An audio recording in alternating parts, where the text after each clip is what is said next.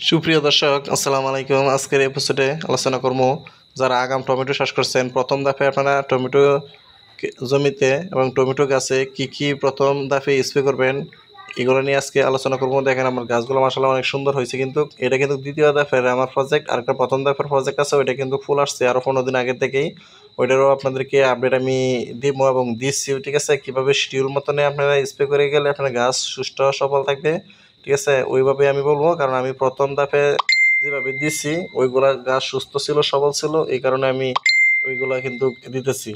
আর আমি কিন্তু আরেকটা ক্ষেত্রে অভিজ্ঞতাই নিয়েই কিন্তু আমি এই ভিডিওর মাধ্যমে বলতেছি যে আপনার প্রথম ধাপে কী ওষুধগুলো স্প্রে করলে আপনার গাছ সুস্থ সবল থাকবে, একবারে গাছে কোনো সমস্যা দেখা দিবেই না।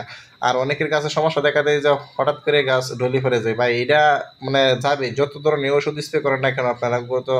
কারণ এটা যে ডলি ভরা রোগটা, এটা রোদ উঠলেই ডলি ভরা রোগটা, এটা স্বাভাবিক, শতকরা 5-10 টাকার তো যাবে, এটাই স্বাভাবিক, এটা আপনার মেনে নিতে হবে। হ্যাঁ, টমেটো গাছ হচ্ছে এরকম। আর টমেটো গাছ কিন্তু সচরাচর তেমন আহামরি কোনো রোগ অ্যাটাক করে না। যেমন ছোটো অবস্থায় যে গাছগুলা দেখতেছেন, এগুলো কিন্তু আমি প্রথম অবস্থায় এখনো কোনো ওষুধ স্প্রে করিনি, আজকেই ফার্স্ট ওষুধ করবো কিন্তু। কারণ যে আগাছানাশক দেখেন কী পরিমাণ আগাছা, এগুলো এখন মানে বৃষ্টির কারণে আমি আগাছানাশক মারতে পারতেছি না, কারণ এই বৃষ্টিটা থামতে পারছে না, এই জন্য আগাছানাশকও দিতে পারতেছি না।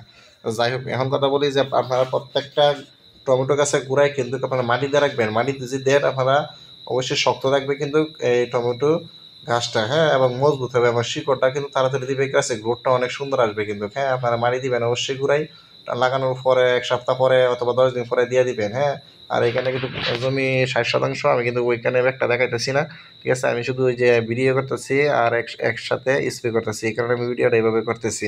আর যাই হোক, আপনারা টমেটো ক্ষেত্রে যে প্রথম যে শিডিউলটা স্প্রে করবেন আর কি কয়দিন পর পর স্প্রে করবেন, এগুলো নিয়ে আমি বিস্তারিত আলোচনা করবো মূলত, ঠিক আছে। আর কোনো কিছু বাহিরে কোনো কিছু বলবো না। আর আমার আগের যে জমিতে ক্ষেতটা, ওইটা আমি কিভাবে শিডিউল মতন আমি ওষুধ দিয়ে আসছি, ক্ষেতগুলা কীভাবে সুস্থ সবল রয়েছে, অবশ্যই আপনাদেরকে আমি দেখাবো। আর ওইটার দ্বারাই কিন্তু আমি ওই ওষুধগুলো কিন্তু আমি এখানে বলবো। হ্যাঁ, আর যাই হোক, কথা না বাড়ি আমি ওষুধগুলোর নাম বলি। যেরকম প্রথমে আমি বলতেছি বায়ার কোম্পানির অ্যান্ট্রাকল। এটা কিন্তু নাভি দশার জন্য এটা অনেক কাজ করে, বিশেষ করে যে এটা কিন্তু প্রোপিনাপ আছে। প্রোপিনাপ কিন্তু গোড়া বসার কাজ এবং অনেক মানে পাতা মারার যে নাভি দশা যে রোগটা, এটার জন্য খুবই কার্যকারিতা। এর সাথে আপনারা যে সিনজেন্টা কোম্পানির যে জ্যাস দেখতেছেন, জ্যাসটা কিন্তু প্রতি লিটারে 1 গ্রাম দিবেন, যেহেতু ছোটো গাছ 2 গ্রাম দিয়ে না, এটা যেহেতু মেনকোজিব প্লাস প্রোপিনাপ এই দুইটা একসাথে ছত্রাকনাশক স্প্রে করে দিবেন। অ্যান্ট্রাকল হচ্ছে প্রতি লিটারে 2 গ্রাম, আর জ্যাস হচ্ছে প্রতি লিটারে 1 গ্রাম। আর এটা দেখতেছেন কাছের বোতলটা, ওইটা নামটা এখানে ছিঁড়ে গেছে তো পানিতে, এই কারণে এটা হচ্ছে সাদা মাছের জন্য ইমিডাক্লোরোপিডের ওষুধ।